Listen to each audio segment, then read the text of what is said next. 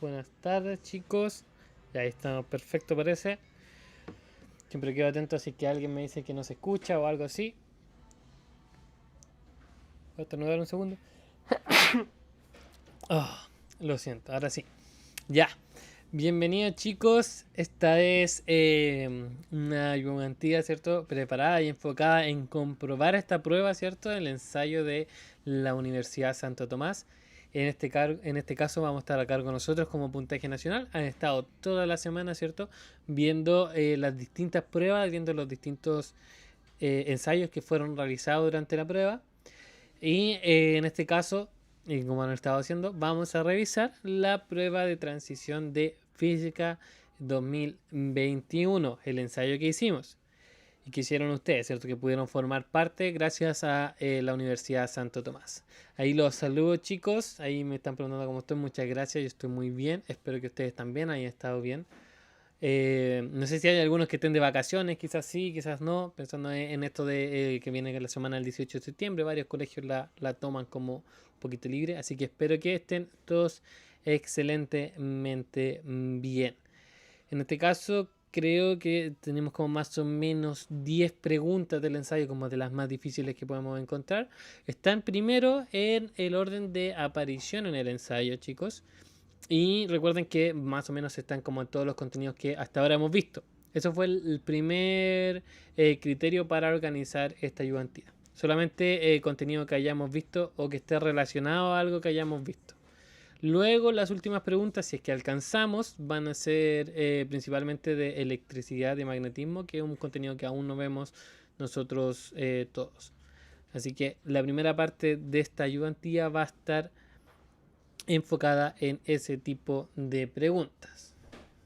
Así que les doy la bienvenida a cada uno de ustedes y vamos a comenzar antes de que se nos vaya yendo el tiempito. Entonces vamos ya a la primera pregunta de este ensayo que pudimos como establecer su dificultad, que fue la pregunta número 28 del ensayo, que muestra en este caso un gráfico de velocidad versus tiempo. En este caso nos preguntan, dice, en la siguiente figura se muestra la variación de la velocidad de un objeto en función del tiempo. Entonces, ¿de cuánto podemos decir que es la aceleración del objeto? Ahí faltó un es, ¿ya? Y ahí están nuestras opciones que dicen A, 10 metros partido por segundo, B, 8 metros partido por segundo, C, 5 metros partido por segundo, D, 4 metros partido por segundo y E, 2 metros partido por segundo. Ahí empezaron ahí con sus opciones, ¿cierto, chicos? Que puede ser la E, puede ser la D. Y claramente aquí la clave es lo que dice en este caso Blue Moon, ¿cierto? Que la aceleración en un gráfico de velocidad versus tiempo corresponde a la pendiente del gráfico. ¿Ya? En este caso tenemos que recordar entonces cuál es la pendiente, cómo se calcula y en este caso podemos como establecer cuál va a ser el valor. Entonces lo que queremos, vamos a ver aquí el mejor colorcito que podemos tener, es la pendiente. Chicos, y aquí lo que vamos a tener es que los valores que nos está dando este gráfico es que aquí nos van a estar en 30 y este va a llegar, entonces aquí no me quedo tan derecho, pero eso es como lo que tenemos. El 30 en velocidad en metros partido por segundo corresponde a los 10 segundos y los 10 metros partido por segundo en 5 segundos. Entonces, tal como el gato nos está diciendo, la pendiente de este gráfico corresponde a la diferencia en los valores de nuestro gráfico Y, ¿cierto? Nuestra eje Y, que es el eje vertical, en comparación con el eje X, nuestro eje independiente.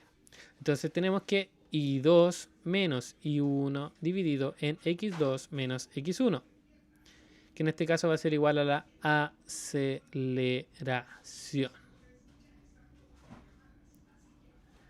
De esta forma tenemos entonces que el punto x1, y1, x1 y 1 corresponde al punto 5,10 y x2, y2 corresponde al punto 10,30. De esa forma la aceleración A va a ser 30 menos 10 dividido en 10 menos 5, lo que nos deja 20 dividido en 5 o 4 metros partido por segundos cuadrados. Alternativa D. Entonces, recordar, ¿cierto? Mantenerse informado, ¿cierto? Recibir la información sobre la PDT y las actividades que prepararemos para facilitar el ingreso a la educación superior a través de la inscripción a las respuestas PDT, ¿cierto? Auspiciado por la Universidad Santo Tomás. Así que chicos, en este caso, en esta pregunta, recordar que la aceleración en un gráfico de velocidad versus tiempo es la pendiente, recordar cómo se calcula la pendiente y tomar estos valores, que en este caso nos dan 4 metros partido por segundo cuadrado o la alternativa D. ¿Ya? Y esta sería entonces nuestra primera pregunta a revisar. Vamos a ir con la siguiente. Estas un poquito más complejas, son de otro estilo. Sí, en un gráfico de velocidad versus tiempo, la aceleración siempre va a corresponder a la pendiente del gráfico. ¿Ya? Vamos entonces. Dice, y hay que tener harto ojo con este tipo de preguntas. Un ingeniero en alimentos está desarrollando una tecnología que le ayudará a prevenir que ciertos alimentos que pasan por un proceso de congelamiento no se pierdan debido al contacto con agua líquida, ¿ya? Lo que produce procesos de crecimiento de hongos y bacterias. En la tabla más abajo, que se muestra a continuación, se encuentran las temperaturas de fusión y ebullición del agua a diferentes presiones. Con esta información se puede decir que se podría desarrollar una tecnología que... Ahora los invito a leer bien con cuidado esta tablita, ya, para que la vayamos recordando. El espacio de la diapositiva no nos deja mucho poner como ambas cosas a la vez.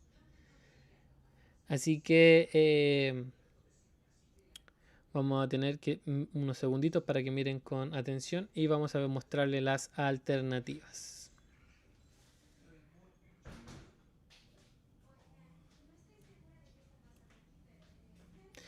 ¿Qué es kPa? Significa kilopascales, ¿ya? Significa que son más, en este caso, un kilopascal, ¿cierto? Sale que un kPa es 1000 pascales, 5000 pascales, 10.000 pascales, 50.000 pascales y 100.000 pascales. Entonces ahí están las alternativas para que las puedan leer. Si alguien necesita en algún momento volver a leer la tablita, me avisa solamente para volver a mostrarla, pero para que tengan aquí las opciones para leer.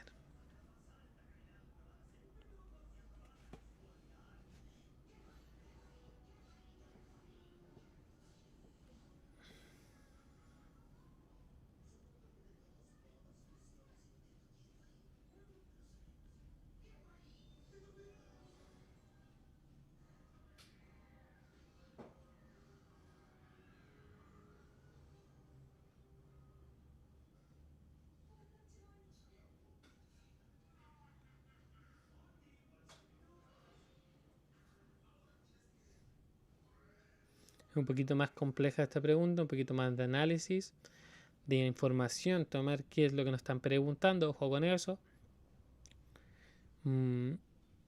para ver cuáles serían como las claves de esta pregunta.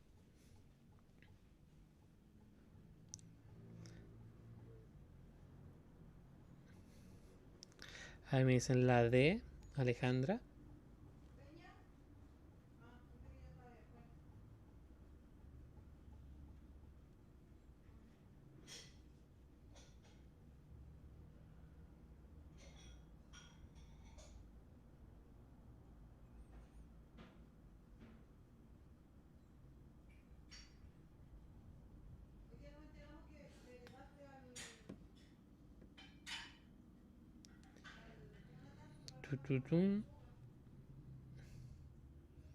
Sí, esta pregunta es un poquito más compleja en este caso. Tiene como otra aristas, ¿ya? Y aquí obviamente me están diciendo que podría ser la D. Ya, vamos a analizar un poquito la pregunta y cuál sería un poquito la clave que puede tener para resolverlo. Se me perdió un poquito el mouse. Aquí está.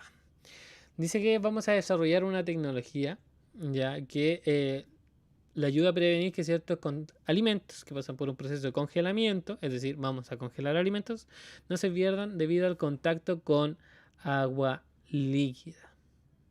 ¿Ya? Entonces, la clave primero es que queremos evitar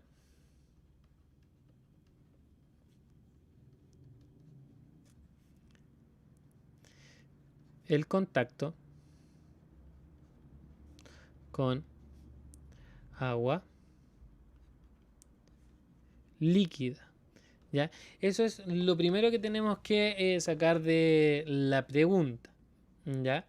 Entonces, claro, en el caso del ensayo se tenía la tabla con visión con la alternativa, en este caso como obviamente por espacio no nos daba mucho, por eso les dejé un segundito más la tabla para que la vieran, la analizaran, se notaran como en los valores que podrían haber, pero ese es que sería como el punto. ¿Ya? Entonces no queremos que haya contacto con agua líquida. Entonces nos muestran acá las temperaturas de fusión y ebullición y como no queremos que haya agua líquida, queremos evitar las temperaturas donde el agua está líquida, es decir, entre la fusión y la evaporación. Es decir, el agua no tiene que pasar en este punto, ni en este punto, ni en este punto, ni acá. En todos estos procesos existe agua líquida.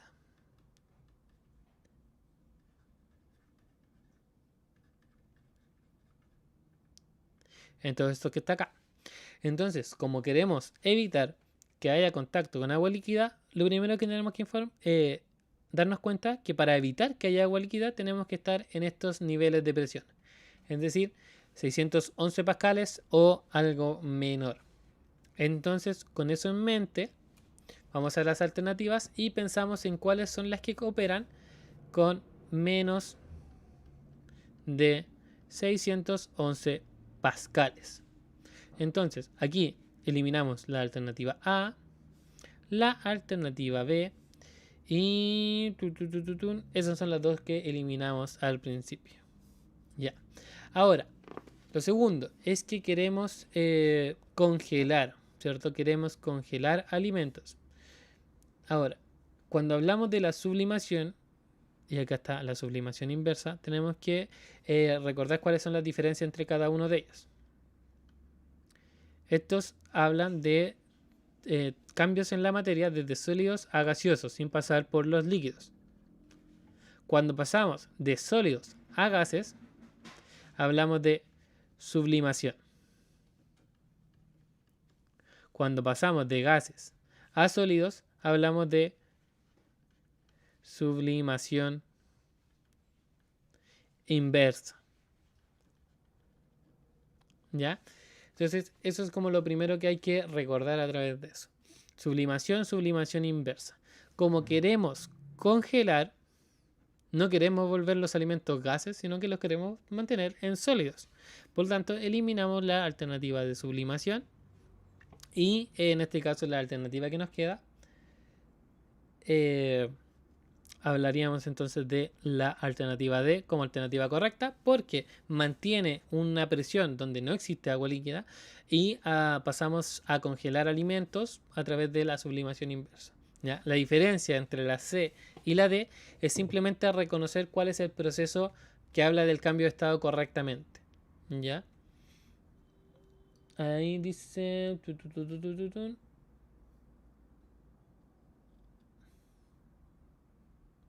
Es que la sublimación, Ignacio, es saltarnos este estado de la materia intermedio.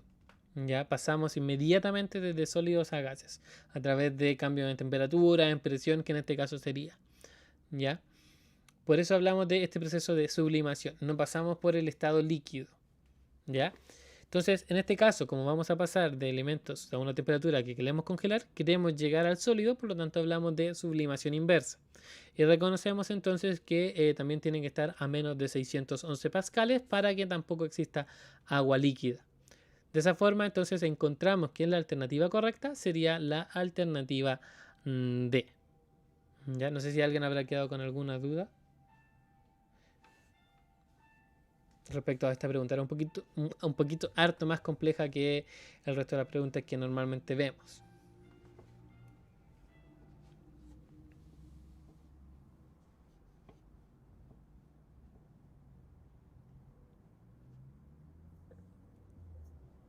Pareciera que no. Voy a estar atento de cualquier forma a ver si es que volvemos un poquito a retomar esta pregunta. Pero vamos a la siguiente. Ondas. Contenido que vimos hace harto ratito más atrás. Dice que se genera una onda mecánica en una cuerda, como se muestra a continuación. Cuánto mide la longitud de onda y la amplitud de la onda respectivamente. Entonces aquí ojo que dicen respectivamente, ¿cierto? Ojo. Tenemos que entonces primero la longitud de onda, este tiene que ser lambda, y esta de acá tiene que ser la amplitud.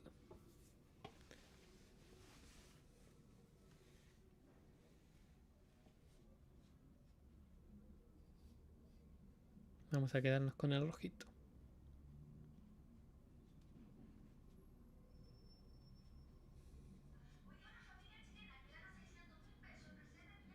Me dicen la E. Me dicen la D.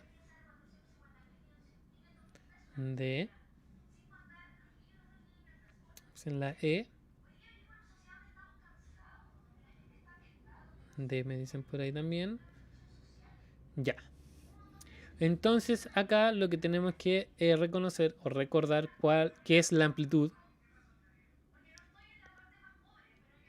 Que es la deformación alcanzada.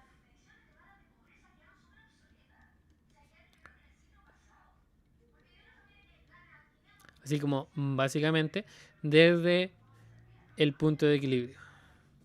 El punto de equilibrio.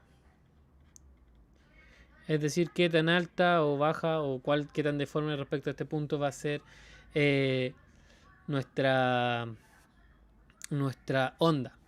Entonces reconocemos que lo primero es que reconocer que esta línea representa la línea de equilibrio. ¿Qué quiere decir esto? Que la onda está vibrando respecto a esta línea. ¿Ya? De esta forma, la amplitud es cuánto se eleva hacia arriba o disminuye en su altura la onda.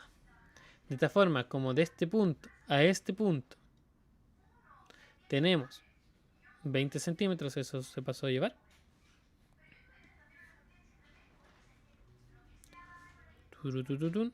Desde aquí a aquí tenemos 20 centímetros. Entonces, la amplitud, es decir, desde aquí a esta línea deberíamos tener 10 y desde aquí hacia abajo deberíamos tener otros 10. Por lo tanto, la amplitud son 10 centímetros. Eso nos permite eliminar las alternativas B, A y E. ¿Sí, chicos? Entonces, el primer concepto a ver es la amplitud. Es un poquito más sencillo. ¿Sí? Ahora, vamos a hacer con otro colorcito lo que va a ser cómo calcular la longitud de onda. En este caso lo que vamos a ver es cuánta distancia, cuántas longitudes de onda va a haber en estos 40 centímetros que me dan. Y vamos a contar.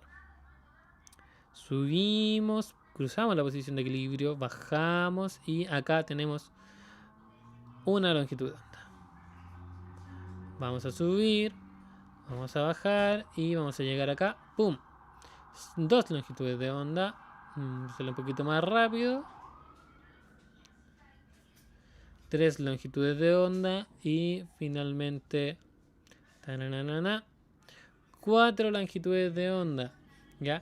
Tenemos entonces 4 lambda en 40 centímetros. ¿Ya? Eso es como la información que nos están dando. 4 lambda en 40 centímetros. Y por lo tanto lambda es 40 dividido en 4, que son 10 centímetros. Significa que lambda vale 10. La amplitud vale 10 y por lo tanto tenemos que la alternativa correcta es la D. Claro, el número de ondas completas que en este caso vamos a estar viendo.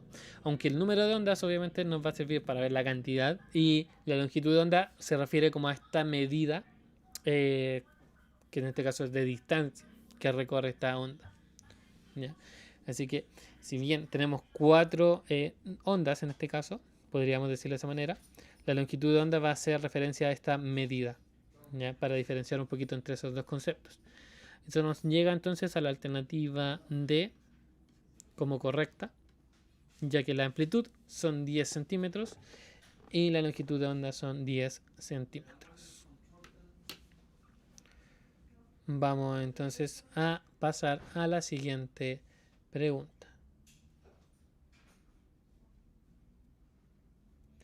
Claro, estos son un poquito, lo vimos hace harto tiempito atrás, lo de ondas. Así que volver a recordarse después, bueno, y por eso siempre es bueno seguir recordando que puedes hacer como ensayos a través de esta página, ¿cierto? Por ejemplo, Santo Tomás va a tener ahí disponible para inscribirse, para ir practicando con más de 200 preguntas, si es que no me equivoco, de la prueba de transición, para que ustedes vayan practicando y practicando y practicando, y de esta forma, ¿cierto? Pueden prepararse de una mejor manera, además de esta ayudantía y clase donde explicamos estas preguntas. Vamos a la siguiente. Otra vez ondas, pregunta 56 del ensayo, y nos dice lo siguiente. Un sonido viaja por 3 medios diferentes, agua, madera y aire. El primero viaja más rápido y en el último viaja más lento. Considerando lo anterior, ¿cuál de las siguientes afirmaciones es correcta? 1. El primer medio corresponde al aire. 2. En el agua alcanza una rapidez intermedia. Y 3. Cada vez que el sonido cambia de medio, modifica su frecuencia.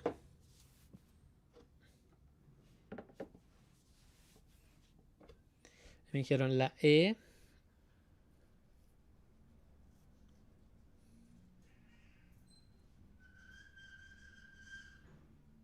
Me dicen la C. Me dicen la B. También nuevamente la E. Otra vez la E. Ya. Claves. Es sonido. Por lo tanto es onda mecánica. Y por lo tanto tenemos que recordar algunas propiedades de las ondas mecánicas. Que por ejemplo viajan más rápido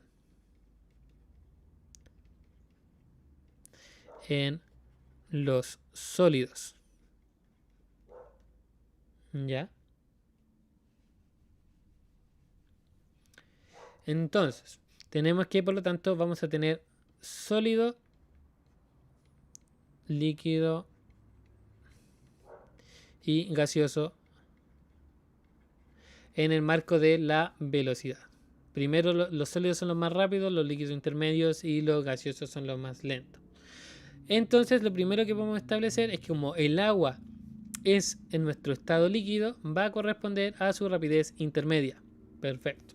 La afirmación 2 es correcta. De aquí eliminamos la A. Solamente la A. ¿Ya? Segunda cosa que hay que tener en clase, que lo podemos hacer a través de esto. El sólido es la madera. El líquido es el agua. Y el gaseoso es el aire. Y nos dicen que en el primero viaja más rápido. Y en el último más lento. Es decir, primero viaja por la madera, luego por el agua y tercero por el aire. De esta forma, entonces, dice que el primero corresponde al aire. Falso. El primero corresponde a la madera. Ahora, y la tercera afirmación no está relacionada a esto, pero es una propiedad de las ondas. Las ondas no cambian su frecuencia al cambiar de medio.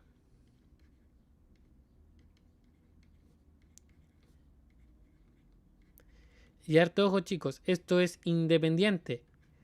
Las mecánicas y las electromagnéticas. Ninguna de ellas electromagnéticas. ¿Ya? Ni las mecánicas ni las electromagnéticas cambian su frecuencia al cambiar de medio, porque la frecuencia depende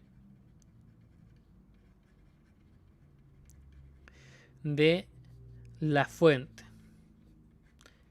Es una propiedad que nace de la fuente, ¿ya?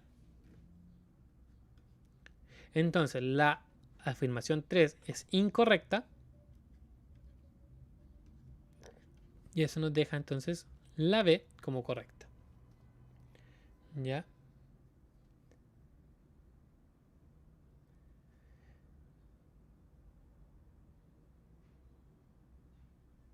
Claro, justamente como nos dice ahí Gato, la única opción de que algo cambie su frecuencia es que se modifique la fuente de la onda y por lo tanto ya incluso hablaríamos de una onda totalmente distinta. Como no estamos hablando de ningún cambio de fuente, nunca vamos a estar hablando de modificaciones en frecuencia, ni en sonido, ni ninguna onda mecánica, ni tampoco en ondas electromagnéticas. Eso es para que quede bien grabado que las ondas no van a cambiar su frecuencia cuando cambian de medio. Entonces tenemos que solamente la alternativa, la afirmación correcta era la del agua y por lo tanto solo nos deja la alternativa B como correcta. Vamos a ir entonces a la siguiente pregunta. Esta quizás no la hemos visto, quizás está relacionada con energía, quizás no lo vimos mucho, o puede ser que sí, que no lo recuerde. Tiene que ver con una pregunta un poquito más capciosa que podría decirse, que dice que las galletas con chips de chocolate tienen una energía de 21.000 julios, ¿cierto? Joules. Y el explosivo TNT tiene 2.700 joules de energía. Entonces, ¿por qué en las guerras no se usan galletas con chips de chocolate como bombas? Ya que tienen mucha más cantidad de energía que los chips de chocolate. Ahí Diego nos dice que puede ser la D.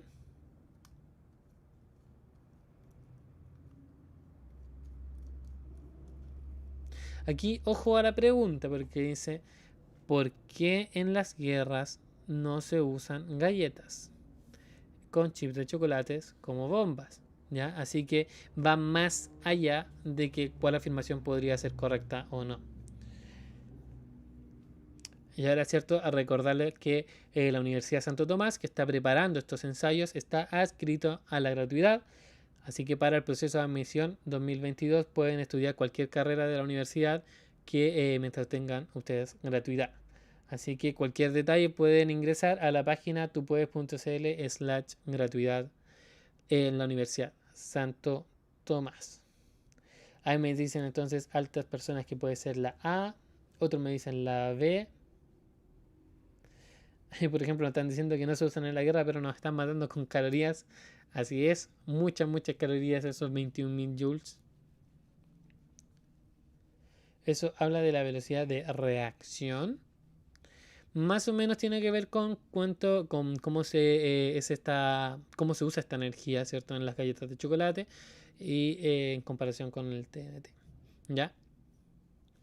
Ahora, ¿cuál es la razón real? Y por eso yo les dije que tuvieran harto ojo de por qué no se usan las galletas con chips de chocolate como bombas. Es porque hay cosas que no tienen que ver con el contenido básicamente. ¿Ya? Ahora, las galletas no explotan y el TNT sí. ¿Ya? Esto nosotros sabemos que podría llegar a ser cierto. No sé si tiene mucho que ver que eso sea la razón por la cual tenga que ver en las guerras. Pero nosotros no explotamos con las galletas. Ahora, el TNT tiene más masa que las galletas, así que en total tiene más energía que esto. Es completamente falso porque no nos dan información de la masa.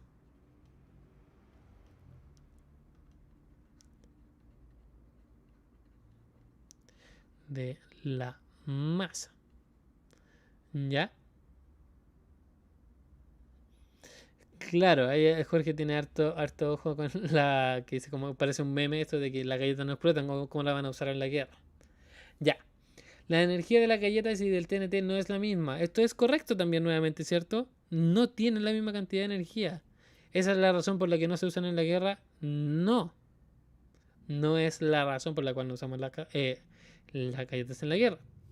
El TNT tiene una mayor potencia que las galletas. Recordamos entonces el concepto de potencia como la energía a través del tiempo.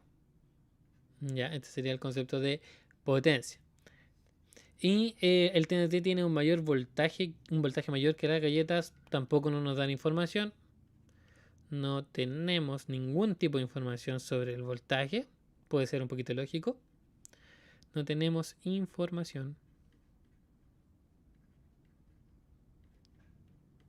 sobre esto. Ahora, ¿cuál es la correcta? Básicamente esta pregunta es muy capciosa porque uno dice, ya, la energía de la galleta no es la misma. Sí, es verdad. La galleta no explota y el TNT sí. Sí, es verdad. Pero ¿cuál es la razón por la cual no se usan chips de chocolate como bombas? Tiene que ver con la potencia. ¿Cuánto tiempo demoran estas galletas de chips de chocolate en entregar estos 21.000 joules, en esto como utilizarlos finalmente? Es mucho tiempo. Recordemos que, por ejemplo, los procesos de digestión de cualquier alimento puede ser, podría ser.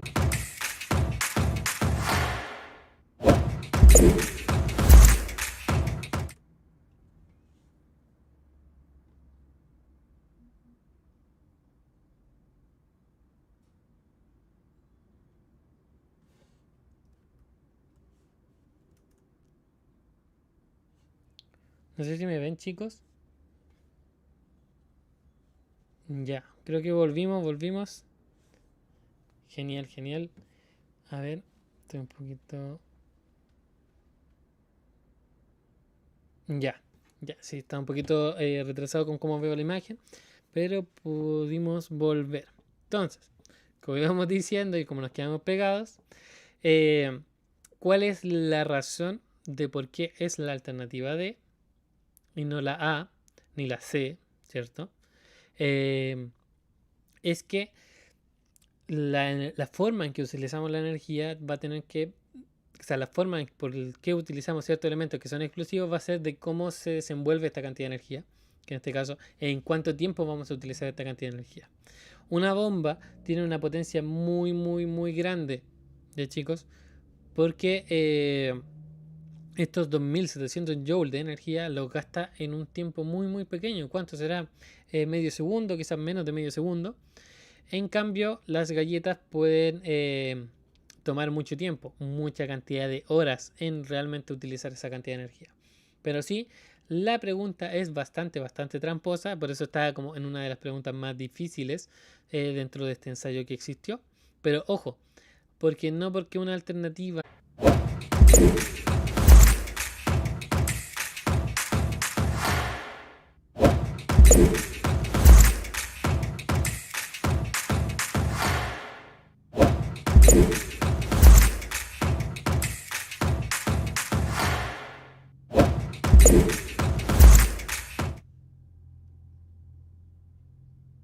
Ya, esperemos que. Vamos a esperar algunos segundos para que vayan volviendo a reconectarse. Yo creo que esta caída, no sé si habrá sido como mi responsabilidad o no. Me han dicho que ha estado bastante intermitente em, esta semana con las conexiones. Esta fue la pregunta que quedó, esta es lo que vamos a leer ahora. Así que vamos a empezar un poquito de nuevo. Yo creo que sí, justamente fue culpa de las galletas. Yo creo que justamente explotaron y hicieron que se cayera el internet. Se cayó como todo. Así que vamos de nuevo con este link. Así que esta es la pregunta 80 del ensayo. Tiene que ver con algo que vimos hace muy poco, que es dilatación térmica. Les voy a dejar algunos segunditos para que lean la pregunta mientras se van reconectando y también para que lean las afirmaciones. Recuerden que esta pregunta es establecer si cuáles afirmaciones van a ser correctas y cuáles no.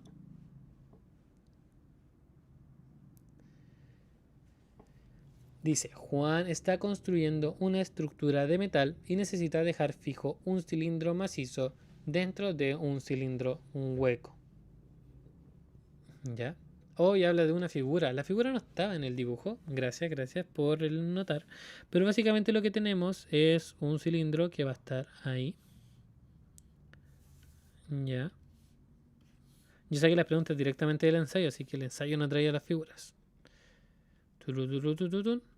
Y vamos a tener otro cilindro macizo. Vamos a rellenarlo aquí para mostrar la diferencia.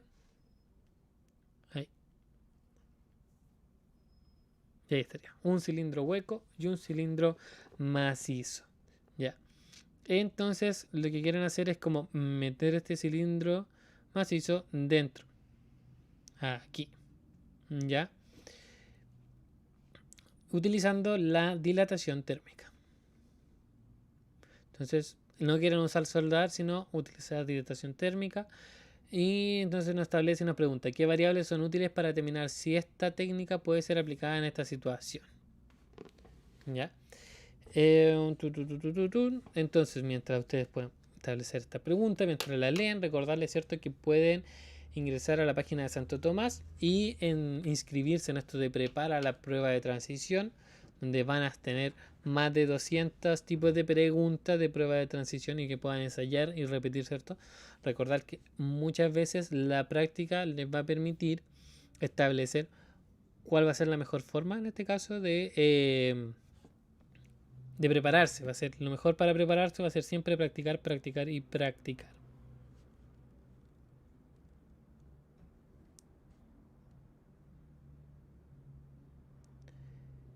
Claro, obviamente hay alternativas, ya chicos. La idea es que vean cuál de las afirmaciones son correctas y así es más fácil establecer cuál va a ser la alternativa correcta, pero se las muestro a continuación de todas formas.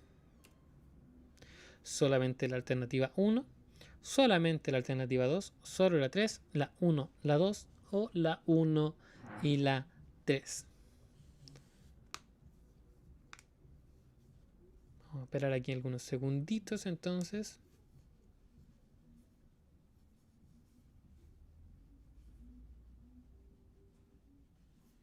Vamos a hacer un juego, vamos a volver a pasar aquí.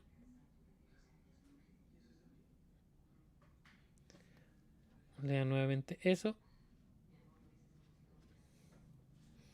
Las dimensiones del cilindro hueco, el calor específico del cilindro macizo, el coeficiente de dilatación lineal del cilindro hueco. Y aquí tenemos entonces cuáles son las opciones. Solo 1, solo 2, solo 3, 1 y 2 y 2, 1 y 3, ¿cierto? Aquí justamente Rodrigo me decía 2 y 3, no está en las alternativas, Rodrigo. Así que casi. ¿Ya? Ahí me pueden decir que puede ser la E. Me dicen, sí, 1 y 3 y la E. Ya. Dilatación térmica. La variación en la longitud o superficie o volumen de cualquier cosa depende del largo original, de superficie original, volumen original y el coeficiente de dilatación lineal, superficial o volumétrica, cualquiera de estas situaciones. ¿Ya? Ahí esto es un gamma, sorry, disculpen. Esto sería como lo que nosotros conocemos, ¿cierto? Por la variación de temperatura. Variación de temperatura. Entonces, ¿qué es lo primero que debemos conocer? Ahora, recordemos que lo que se quiere utilizar es el cilindro macizo. Entonces, necesitamos conocer del cilindro macizo su coeficiente de dilatación lineal, la variación de temperatura y las dimensiones. Bueno, las dos dimensiones en realidad son las dimensiones originales. Y del cilindro hueco solamente necesitamos conocer entonces el largo original para saber sus dimensiones. De esta forma, entonces podemos decir que de la información que nos están entregando necesitamos conocer las dimensiones del cilindro hueco, obviamente, porque tenemos que meter en este caso el cilindro macizo. El calor específico del cilindro macizo es incorrecto. ¿Por qué? Porque en ningún momento, recuerden que el calor específico nos relaciona la cantidad de energía con la variación de temperatura y la masa, ¿ya? Elementos que no están relacionados a la dilatación térmica. No es dilatación térmica, ¿ya? Y el coeficiente de dilatación lineal del cilindro hueco, no. Necesitamos conocer el coeficiente de dilatación lineal del cilindro macizo. ¿Por qué? Porque en el cilindro hueco no vamos a estar aumentando su temperatura ni haciendo nada con el cilindro hueco. Vamos a estar solamente utilizando el del macizo. Este va a ser el cilindro que vamos a estar enfriando, calentando y introduciendo como dentro del cilindro hueco. ¿Ya? Por lo tanto, el que va a estar sufriendo dilatación lineal va a ser el cilindro macizo, no el cilindro hueco. Entonces, la única opción correcta de estas informaciones, de estas variables que nos están entregando, es la 1. Y eso nos deja entonces que la alternativa correcta es la A. De la información que nos entregaron, solamente nos es útil conocer las medidas del cilindro hueco. ¿Ya? Esta pregunta sí era un poquito más compleja porque metía hartas cosas que teníamos que saber y había que leer harto lo que, con harto detalle, con harta atención, cuál es la pregunta. Entonces, no sé si habrá quedado alguna duda, ya, porque yo creo que esta es bastante más compleja junto con la de la sublimación inversa, ¿cierto? Que era una de las preguntas anteriores.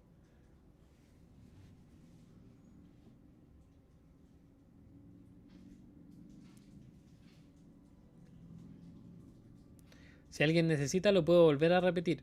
Ya chicos, si me dicen aquí a través del chat que alguien necesita volver a escuchar la explicación de por qué sería solamente la 1.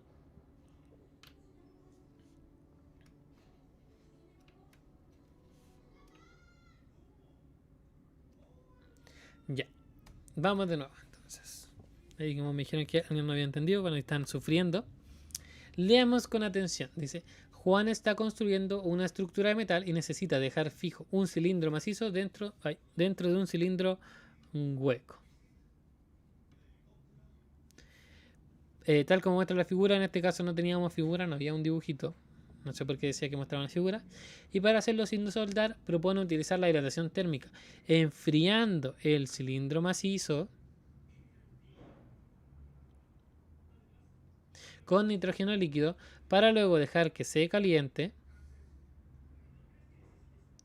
y quede colocado bajo presión, una presión con el cilindro hueco. Entonces, imaginemos, tenemos el cilindro macizo aquí. ¿Qué va a estar sucediendo? ¿Ya? No se asume que ambos son del mismo material. Porque no estamos hablando, ¿cierto? Porque si fueran del mismo material, el coeficiente de dilatación lineal sería exactamente el mismo para ambos. Y por lo tanto, la 1, perdón, que sea la 3 sería exactamente lo mismo, que es la información que necesitamos seguir utilizando y sería correcto. Pero en este caso no es así. ¿Ya? Entonces, tenemos esto del cilindro macizo que vamos a enfriarlo primero. Y luego calentarlo. ¿Ya? Entonces necesitamos conocer la variación de temperatura, el largo original y en este caso el coeficiente de dilatación lineal de este cilindro macizo. Le vamos a poner la M. Ahora, ¿por qué también necesitamos conocer las dimensiones del cilindro hueco? Es porque necesitamos saber cuánto, vamos a ponerlo, cuánto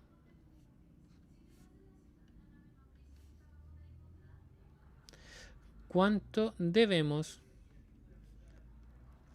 dilatarlo. Tenemos que conocer esto porque necesitamos también conocer las dimensiones del cilindro hueco para saber cuánto tenemos que dilatarlo, cuánto tenemos que contraerlo para que finalmente pueda entrar dentro del cilindro hueco y luego que al calentarse quede metido bajo presión. Entonces, para saber cuánto debemos dilatarlo, necesitamos conocer las dimensiones del cilindro hueco. Junto con las dimensiones del cilindro macizo, la diferencia de temperatura y el coeficiente de dilatación del cilindro macizo. ¿Por qué la 2 no es correcta? Porque el calor específico habla de la cantidad de energía que necesitamos utilizar para variar su temperatura, cosa que no nos están preguntando ni está relacionada, o sea, está relacionada, pero no trata de la dilatación térmica y por lo tanto no nos sirve como dato para esta pregunta.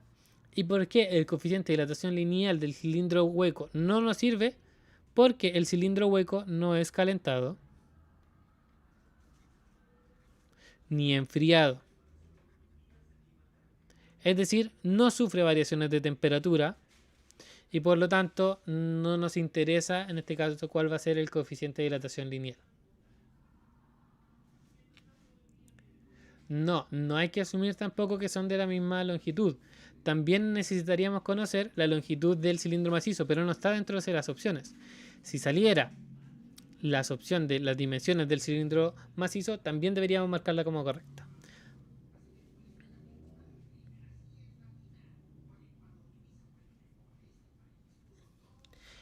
Claro. Las opciones hablan del cilindro hueco, ¿cierto? En las afirmaciones. Y como él no pasó por los procesos, solamente nos importa saber cuáles son sus dimensiones. De esa forma, entonces, solamente nos queda con la 1 como afirmación correcta. Y de esa forma, luego al mirar que esta es la afirmación correcta, nos deja la alternativa A como la alternativa correcta.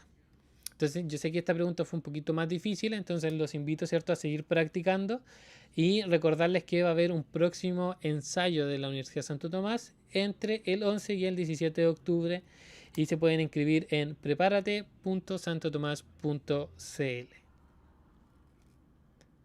¿Ya? Entonces, harto ojo, chicos, con esta pregunta. El que pasa por los procesos es el cilindro macizo.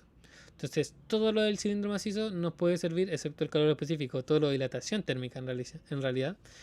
Y solamente del cilindro hueco nos importa sus medidas. Vamos entonces a pasar a la siguiente pregunta. Ya. Y aquí es materia que no hemos visto. Ya materia que no hemos estado viendo todavía porque es de electricidad y magnetismo. Creo que no la hemos visto.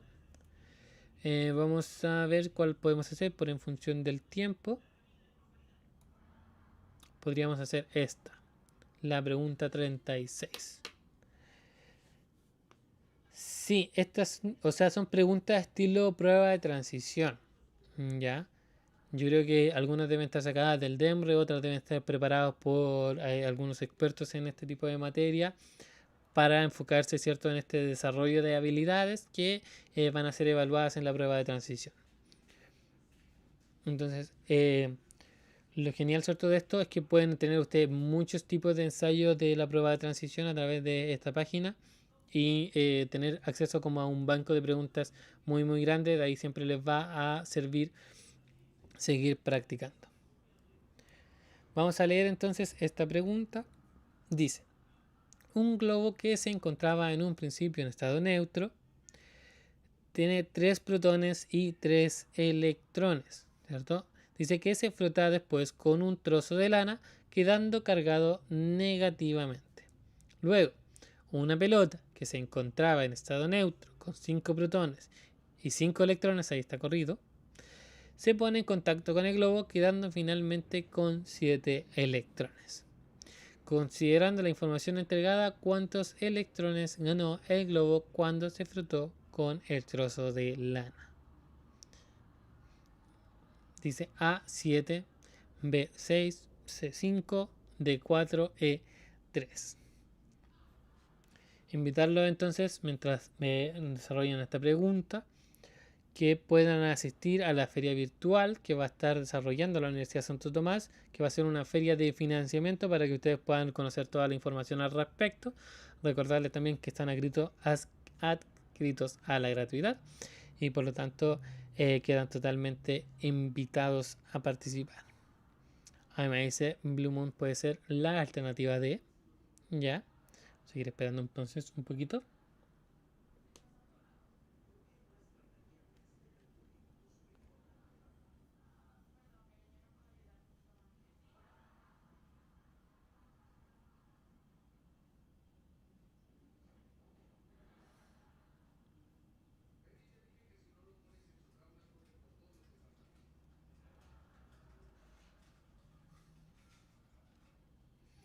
Para esta pregunta, recordarles siempre que cómo ocurre el movimiento de electrones, que estos van a moverse mientras sientan que un cuerpo puede estar cargado como de forma más negativa o menos negativa. Recordar, ¿cierto?, que los electrones son los cuerpos que las partículas que van a estar transitando entre los cuerpos.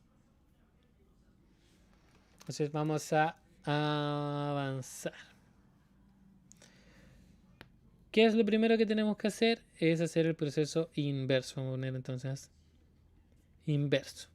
Voy a tener dos objetos que van a estar en contacto, quedando, ¿cierto?, finalmente con 7 electrones el globo, ¿cierto? Vamos a tener entonces un globo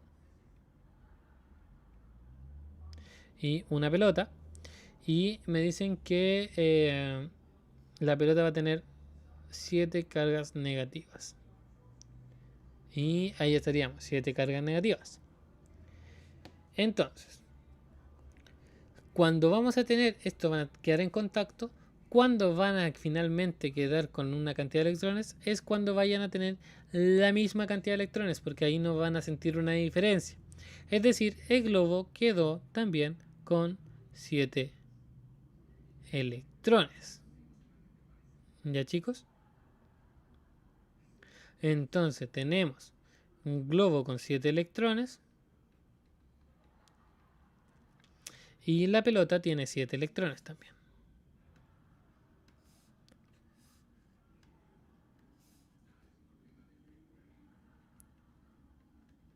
Ahora, sabemos que el globo le traspasó electrones, ¿cierto? Le dio electrones a la pelota. ¿Cuántos electrones le dio? La pelota antes tenía 5 cargas. Entonces, como tenía 5 cargas negativas y quedó con 7, esto significa que el globo tenía estas dos cargas que ganó la pelota. Es decir, tenía 9. Y ahí tenemos 9. 5 electrones. 9 electrones. Entonces, nuestro globo tenía 9 electrones. ¿Qué había pasado antes? El globo se frotó con un trozo de lana, pero antes tenía 3 electrones. Entonces vamos a tener aquí un pañito de lana y nuestro globo. Nuestro globo tenía 3 electrones. Y después quedó con 9 y después quedó con 7. Me preguntan entonces cuántos electrones ganó el globo cuando se frotó con el trozo de lana. Pasó de tener 3 electrones a tener 9, por lo tanto ganó 6 electrones. De esta forma, entonces la alternativa correcta es la B. Para este ejercicio hay que tener harto ojo, ¿cierto? Recordar que los cuerpos van a dejar transmitir o dejar de traspasarse electrones cuando más o menos queden con la misma cantidad de cargas negativas, es decir, 7 y 7. Luego hacer el proceso inverso de que uno ganó solamente 2, eso significa que al globo le pertenecían 2. Y recordar que en un inicio el globo tenía 3, por lo tanto, para quedar con estos 9 electrones, tuvo que haber recibido de parte de la lana 6 electrones. Y por lo tanto, la alternativa correcta es la B. ¿Ya? Bastante también ahí quijillosa la pregunta con cómo se hacían estos procesos. Y siempre los invito a que vayan poniéndose como las situaciones al revés, porque así es un poquito más sencillo establecer cuáles van a ser los puntos que cómo van ganando, cómo se van traspasando los electrones. Más fácil ver con lo que ocurre al final para establecer después entonces las relaciones que ocurrieron al principio. Voy a ir porque yo creo que alcanzamos a ver otra preguntita más.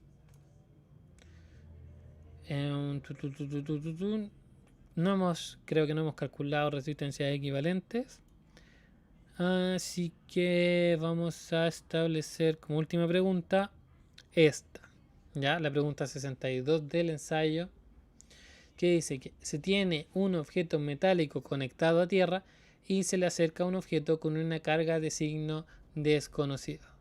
En ese mismo instante se desconecta el metal de la tierra y este queda cargado negativamente. Entonces, el signo de la carga desconocida, o sea, el signo de este objeto que inicialmente se acerca a este material metálico, ¿cuál sería? ¿Sería neutro? ¿Sería positivo? ¿Negativo? Cualquiera de las dos, negativo o positivo, o cualquiera de las dos, neutro o positivo.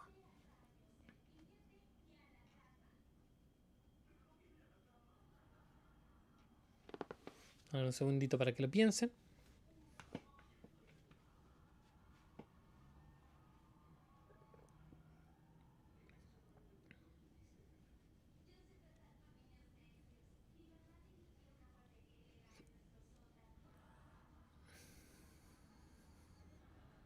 Mientras les recuerdo, ¿cierto?, que pueden mantenerse informados y acerca de la información de la PDT y las actividades que se han preparado para facilitar el acceso a la educación superior a través de la página inscripciones, respuestas, PDT y el enlace que aparece ahí a través en estos momentos en el chat.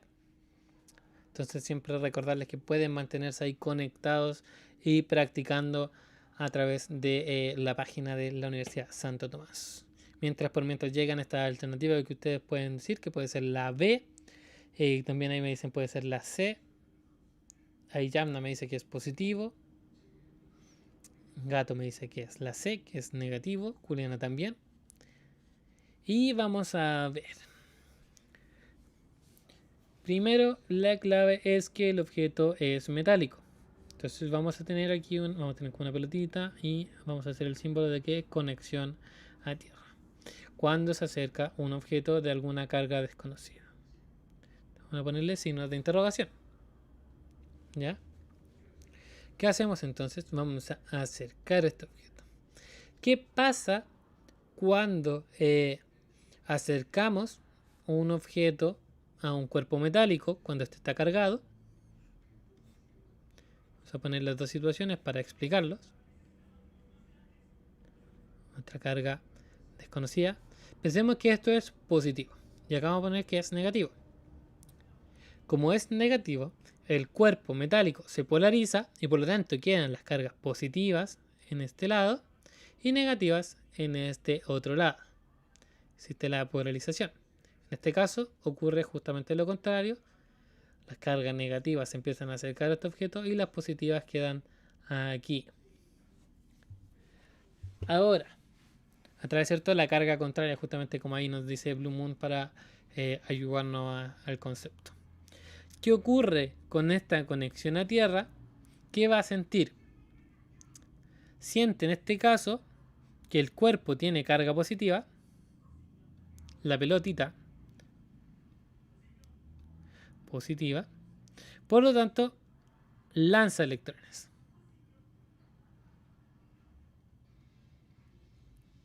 En este caso, siente que tenemos una carga negativa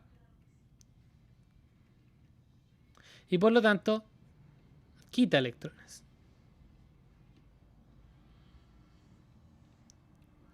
Como lanzó electrones al momento de desconectar nuestro cuerpo, va a quedar cargado negativamente. Y en este caso, como les va a quitar electrones, vamos a quedar cargados de forma positiva. ¿Ya?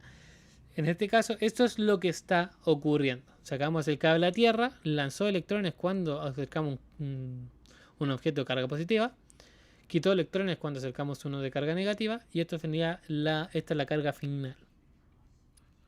Carga final. Y carga final. Entonces, ¿qué pregunta me están diciendo? Que en el instante en que se desconectó el material a la tierra, quedó cargado negativamente. Cuando queda cargado negativamente es cuando acercamos un objeto de carga positiva debido a la polarización. Y por lo tanto, la alternativa correcta es la B.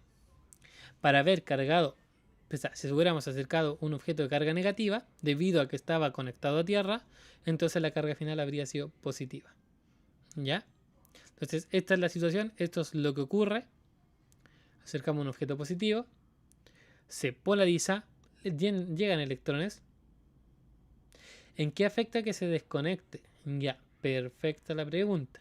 Justamente porque si finalmente siguiera conectado a tierra y el objeto finalmente se alejara por ahí, el objeto que estaría en este caso acercándose, finalmente luego se volvería como a neutralizar, dejaría de estar polarizado finalmente. ¿Ya? Entonces, como no va a estar polarizado, si nunca se sale a tierra, una vez que se aleje este cuerpo de carga desconocida, entonces va a quedar con carga neutra. ¿Ya? como se desconecta el material, significa que va a quedar con esta transmisión de electrones que va a entregar la Tierra. ¿Ya? Esa sería la importancia de que se desconecte. Entonces, esta va a ser la última pregunta que vamos a revisar. Quedaron aquí unas pendientes, esta que es de corriente con carga eléctrica y esta de resistencia equivalente, que en un circuito en paralelo, pero se me fue un poquito la idea. Están todos en el ensayo que subió la Universidad de Santo Tomás, así que pueden revisar estas preguntas. Creo que algunas tienen con la solución, ya que estuvo preparado por puntaje nacional, vienen con las ideas. Y por lo tanto quedan totalmente invitados a seguir preparándose con el ensayo de las pruebas de transición en prepárate.santotomás.cl y también invitados a la feria virtual con financiamiento y gratuidad que va a ser el 21 de octubre entre las 17 y las 18:40 horas, para que queden totalmente invitados a participar. Y sí, creo que las siguientes clases de ayudantía ya son materia electivo. Ayer creo que fue la primera materia electivo ya, o así lo tengo como anotado en la planificación. Así que de todas maneras, la próxima ayudantía, cuando vea el contenido, antes de partir les voy a informar, o me preguntan en el caso de que se me olvide, avisarles si es que va a ser de electivo o no electivo. ¿Ya, chicos? Así que muchas gracias por participar el día de hoy. Ha sido un agrado compartir nuevamente con ustedes. Y no nos vemos la próxima semana, dado que es la semana de vacaciones que tenemos, ¿cierto? 18 de septiembre y todo eso, para que ustedes puedan tener un gran momento de descanso y todo eso. Y por lo tanto nos veríamos en 2 semanas más, ya nuevamente retomando estas ayudantías para el día viernes. Así que eso, chicos, mucho éxito, cuídense mucho. Y sí, justamente todavía nos faltan contenidos, chicos, así que vamos a estar ahí, ojo, para ayudarlos a practicar. Que tengan una excelente semana y nos estamos viendo. Pasen unas bellas fiestas patrias, aquellos que pueden estar conectándose fuera de Chile, que igual que descansen, aprovechen la semana que no vamos a estar aquí conectados. Así que eso, chicos, cuídense mucho y nos estamos viendo.